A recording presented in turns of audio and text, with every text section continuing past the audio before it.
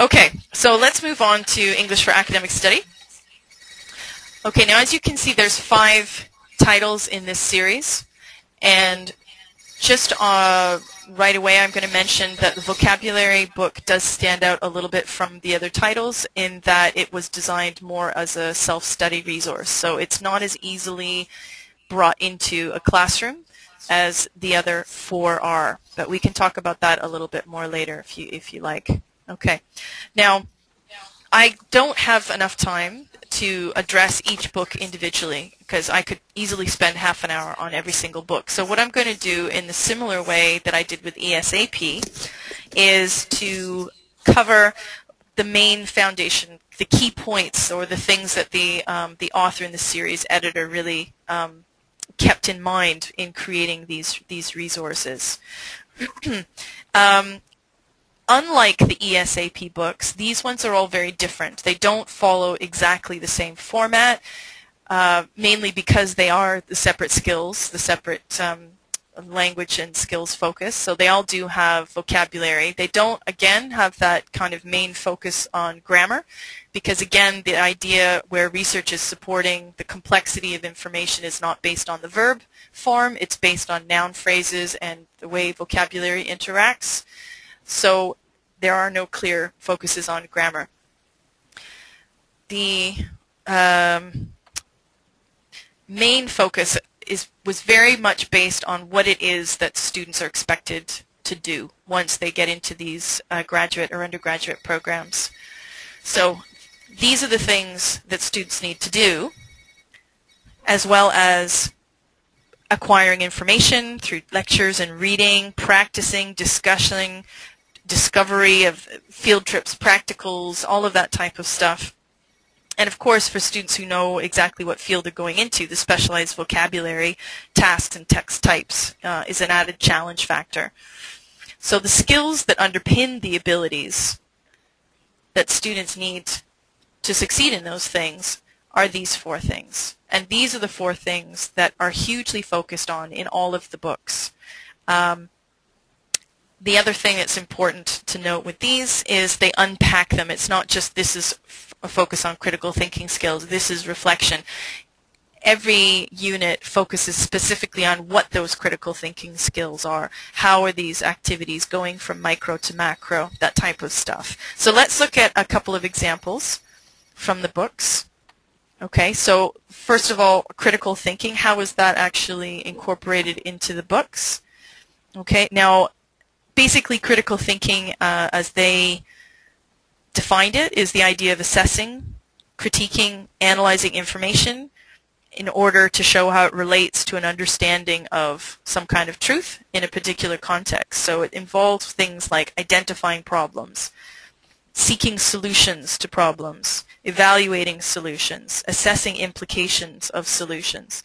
And you can see this example is from the extended writing and research skills.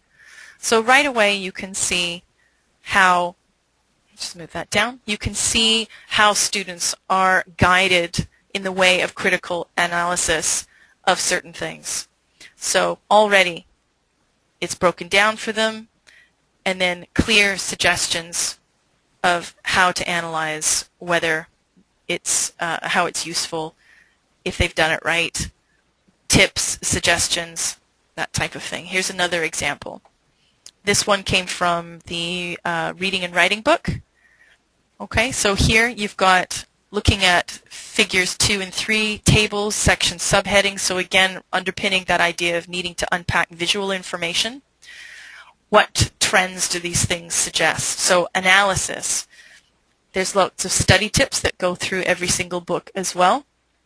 Again, focusing on those 4 things that we talked about before, that critical thinking, reflection, scaffolding, development of the independent learner. Okay, and here you've learned about how to assess it, discuss what you've learned in small groups. There's a lot of focus on let's see, I was repackaging or reformulating, or it's not just passive. There's an awful lot of focus of, okay, so you think you've understood this? Fine, now you need to discuss it and process it and talk about it in another way to really see how much you've absorbed or owned of that information. Okay, so another main focus of this series is the micro to macro, or the idea of scaffolding activities for students. A lot of books are good at highlighting different task types, so you have to write a cause and effect essay, for example, but not a lot are as good as this, and certainly in my opinion, as really scaffolding that for them, making sure that they actually understand what it is that they're supposed to do. So this moves from a written model. So they read in order to understand. So here they're reading to identify the different purposes of different paragraphs and the different paragraphs that are needed within an organizing an essay of cause and effect. So the next activity flows from paragraph 1 down to paragraph 10, again focusing on the different purposes. Okay, then it looks even more deeply at language. All right, so here we're looking at language of connecting ideas.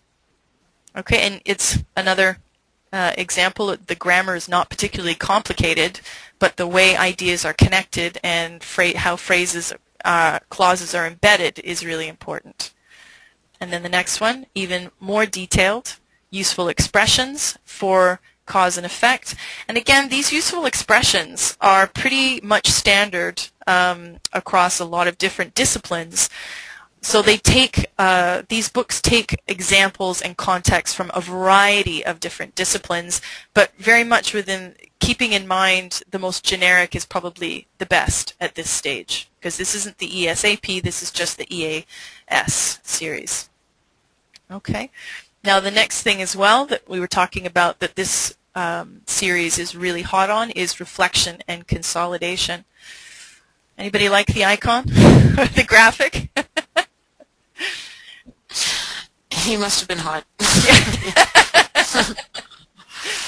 Okay, so here you can see a good example of the idea where it acknowledges the people in the class. It acknowledges that people come with different beliefs, ideas, expectations of the content, of the academic environment, of their learning process. And it's very important. It's hard to teach somebody something or a technique, for example, if they haven't really analyzed what they're bringing to the table in the first place. So there really is a focus, a very important focus on reflection and consolidation. The idea being it's not just information that's being thrown at people that they're supposed to process, but they actually have to think about it from their own particular personal point of view. All right, here's another example from the Speaking and Pronunciation book. So the idea of a learner diary. All right, so again, I think it's very interesting. Which areas of speaking do you feel you need to work on? What can you do to improve in these areas? So a huge focus on learner responsibility. Getting them to be more independent is, I think, a very crucial skill for them to be able to survive in the academic environment once they go into an undergraduate or a graduate program. Again, even more examples of not spoon feeding. Okay. Another one here, agreeing and disagreeing. We've got some very nice, I think this is an excellent example of loop input. So you have these statements up here, which on the surface just seem to predict the listening that's going to be coming up. Now, actually it looks like in the Speaking and Pronunciation book, the listenings are indicated by this little, looks like a little tree or an arrow here. So in the other series it was headphones, and this one I guess it's arrows.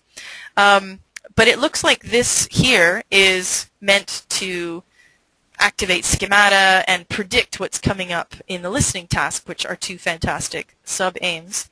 However, I think it's very interesting to think about what could come out of a discussion of these themselves.